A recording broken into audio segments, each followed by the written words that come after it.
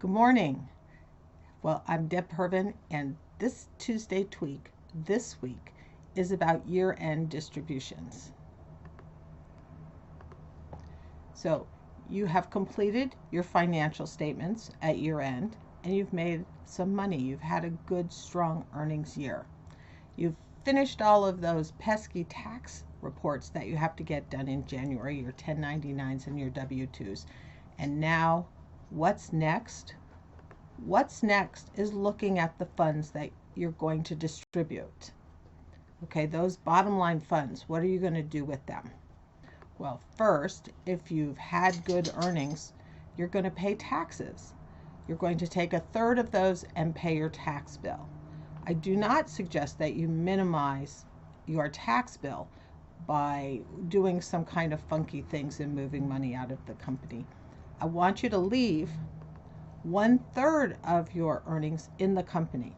And this is to help you leverage. These are the resources that you need to scale your company, to buy a new salesperson, to buy a new piece of equipment. This is what creates that cushion in your company to be able to make those new investments in order to grow. And finally, I want 1/3 of those funds to be distributed to you to be put in an alternative investment off your balance sheet and into a rainy day fund, a college fund, a retirement fund. I don't care what you call it, but you've been successful running a business and you know that running a business is risky. And so take some chips off the table. Find some investments that you're interested in long term and put your money in there. Now, if the business needs some additional funds, sure, you can pull them out and sure, you can lend yourself some money. But it's always good to know that you've got the rainy day fund over there in the event something unforeseen happens.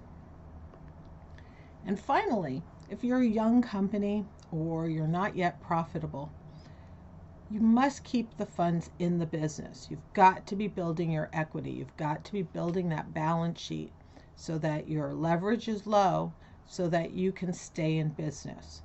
But I do encourage you to take some chips off the table. So the first way to do that is to pay yourself. And then the second way is to start putting aside, a rainy day fund, even if it's $100 a week or a month, just to start getting into practice so you know it's there as you grow your business. What most business owners don't understand is how risky it is to grow a business and how difficult. So when you're successful, pay yourself and take some chips off the table. So good luck with your distributions. If you have questions or success stories, I'd love to hear from you. I will see you next week. Thanks for watching.